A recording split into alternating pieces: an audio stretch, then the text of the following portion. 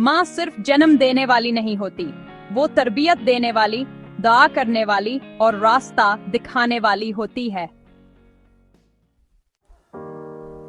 एक छोटे से गांव में एक बीवा माँ रहती थी जिसका नाम फातिमा था। उसका एक बेटा था, अली। फातिमा बहुत गरीब थी लेकिन मेहनती और दीनदार थी।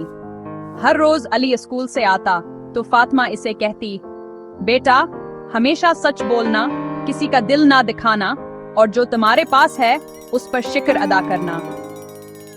अली सुनता जरूर था मगर अक्सर हिंसी में उड़ा देता। वक्त गुजरता गया, अली जवान हुआ, तालीम मुकम्मल की और शहर चला गया।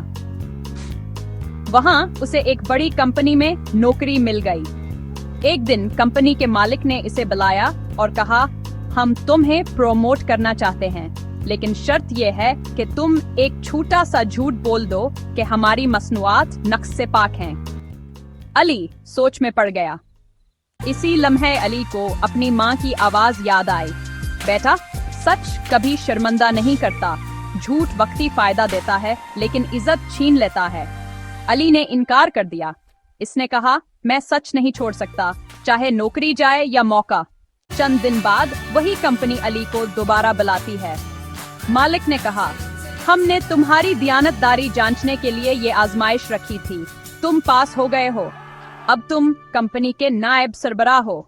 अली ने माँ को फोन किया, रोते हुए कहा, उम्मी आपकी नसीहत ने आज मुझे इज्जत, मकाम और कामयाबी दिलवाई है। माँ की दुआ और नसीहत जिंदगी के अंधेरों में चिराग बन जाती है।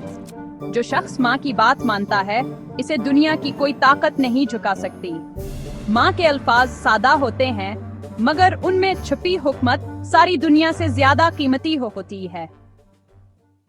अगर आपको ये कहानी दिल से लगी हो तो वीडियो को लाइक करें, चैनल को सब्सक्राइब करें और अपनी माँ को जरूर याद करें।